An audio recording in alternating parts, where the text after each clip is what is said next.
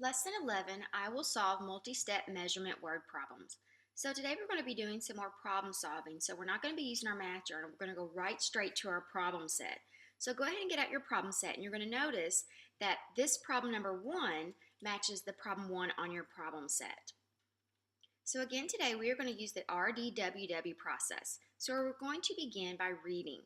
Lauren ran a marathon and finished 1 hour 15 minutes after Amy, who had a time of 2 hours and 20 minutes. Cassie finished 30 minutes after Lauren. How long did it take Cassie to run the marathon? So, as I'm reading through this, I'm hearing a lot of comparison. Like I'm hearing that Lauren finished this much after Amy, and then Cassie finished this much after Lauren. So that tells me that one tape diagram would not be the most efficient way to solve this problem. I want you to think about what would be the most efficient way to solve this problem, and I want you to go ahead and set up your model. And then let's come back and see if our models compare. Okay, so let's take a look at our model. So you can see here that I've labeled this Amy. I went ahead and put Amy first, even though Lauren came first here. It didn't really matter, but I wanted to have the shortest time first.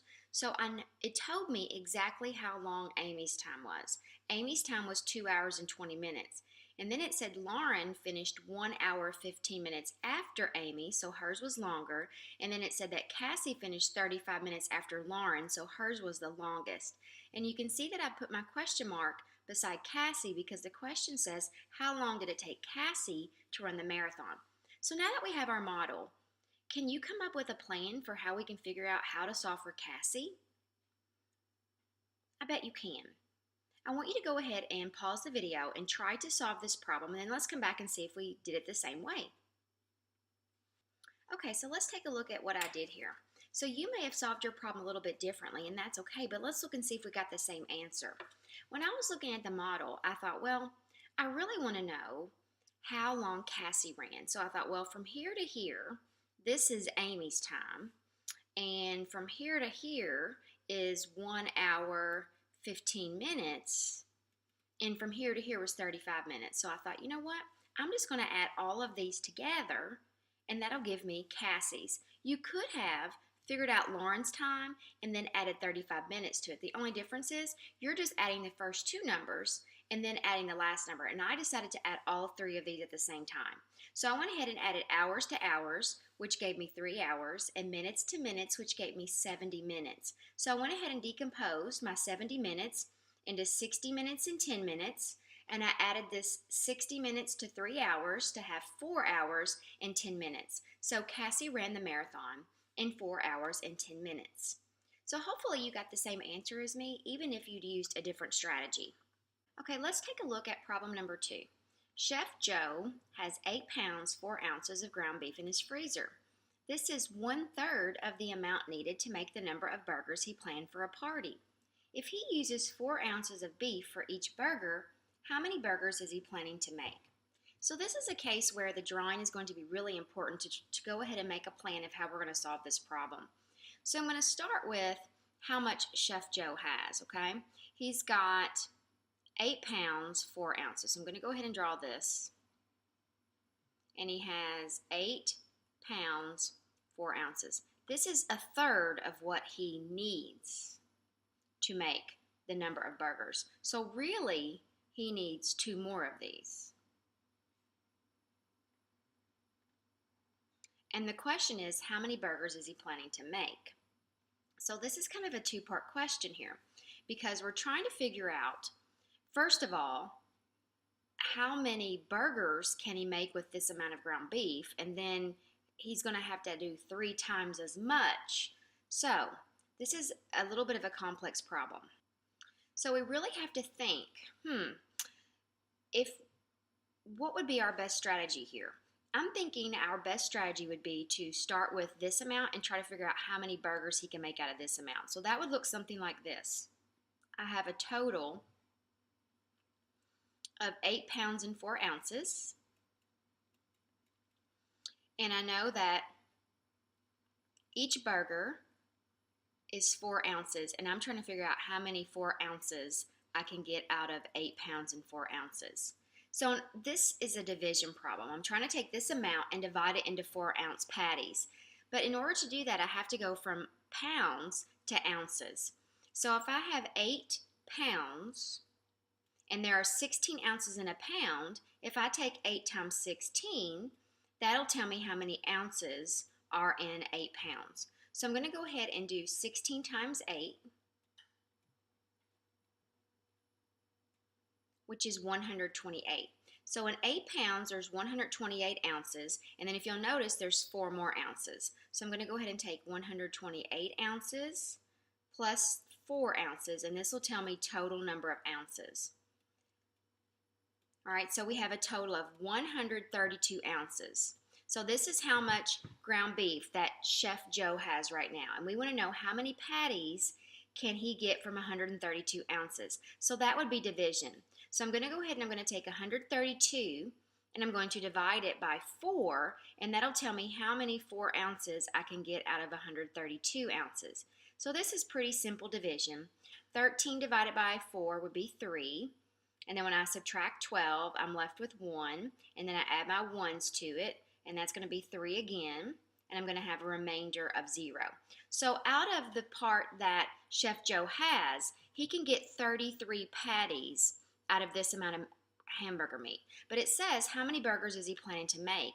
Remember, this is only 1/3 of what he needs. So he's going to need another 8 pounds and 4 ounces and another 8 pounds and 4 ounces. So for every one of those, he can make 33 burgers. So how many burgers is he planning to make? Well, if I add 33 plus 33 plus 33, that gives me 99. So I can say Chef Joe is planning to make 99 burgers. That was pretty complex. That's why I decided to go ahead and work the whole problem through with you. The parts of it weren't hard, but thinking it through was a little bit tricky. All right, so let's take a look at problem number 3. Sarah read for 1 hour 17 minutes each day for 6 days. If she took 3 minutes to read each page, how many pages did she read in 6 days? Okay, so let's start with a model here. Okay, so I'm going to start with my tape diagram. Make sure I get the right one here. All right, so the total here is going to be the number of time, or the amount of time that Sarah read. So Sarah read for 1 hour. No, hold on, that's not going to be right. She read 6 days, right? So let's divide this into 6 parts. I may have made these boxes a little small to be able to fit all this in here. All right, so she read 1 hour, 17 minutes every day. Let's make this a little bit thinner. All right, so she read 1 hour, 17 minutes. So in every one of these boxes, I'm writing 1 hour, 17 minutes.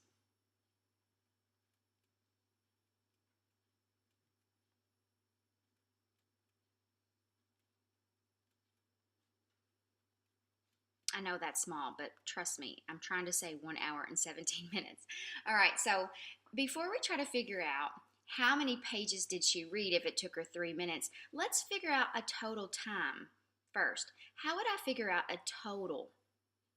Well, I could do 6 times 1 hour, 17 minutes. And I could use the distributive property. I could say 6 times 1 hour plus 6 times 17 minutes. Well, the hours are going to be easy because that's going to be 6. And then for the minutes, I'm just going to come up here and do 17 times 6, which is 42 plus would be 102. So now I have 102 minutes. Now, I would go ahead and decompose this all into hours, but it says that it took her 3 minutes to read a page. So I really want to decompose this into minutes. So how many minutes are in an hour? That would be 60, right? So if I took 6 times 60 and then added that to my 102 minutes, that would give me a total number of minutes. Well, 6 times 60 is 360, plus 102. So that gives me a total of 462 minutes. So we've got 462 minutes. Now, it says that she took 3 minutes to read each page. So I want to know how many threes there are in 462, and that would be division. So I'm going to take 462 and I'm going to divide it by 3. All right, so there's 1, 3, and 4, and when I subtract, I'm left with 1. Bring down my 6. That would be 5 minus 15 would be 4 with 0 remainder. So if there are 154 threes in 462 minutes, that means that she could have read 154 pages in 6 days. So Sarah read 154 pages in 6 days. Okay? All right, last problem. Grades 3, 4, and 5 have their annual field day together. Each grade level is given 16 gallons of water. If there are a total of 350 students, will there be enough water for each student to have 2 cups? All right, so if there are 16 gallons of water given to each grade level, so let's think about this for a minute. We've got 3 grade levels, and each grade level got 16 gallons of water.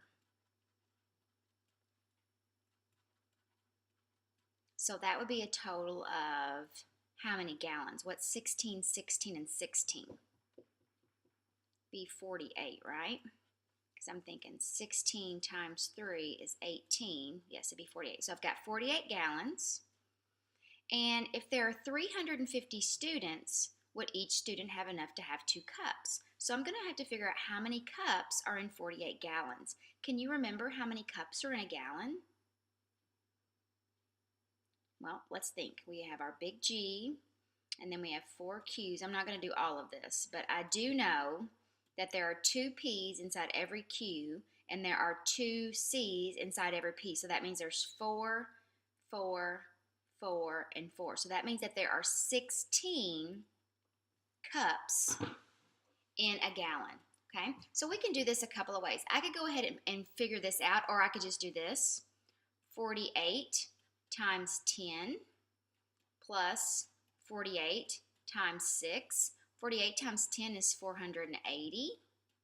And then 48 times 6 would be 48. And then I've got 24 plus 4 would be another 28. So that's 288. And then when I add those together, 480 plus 288 gives me 768. So we have 768 cups. So now if I want to know if there's enough for every student to get 2, well, how many students are there? There are 350 students. So if I took 350 and I want every student to get 2, that would be times 2. What is 350 times 2? Well, 300 times 2 is 600, and 50 times 2 is 100, so that would be 700. So they only need 700 cups for every student to get 2, and we have 768 cups. So will there be enough water for every student to have 2 cups? The answer is yes, there will be enough for every student to get 2 cups.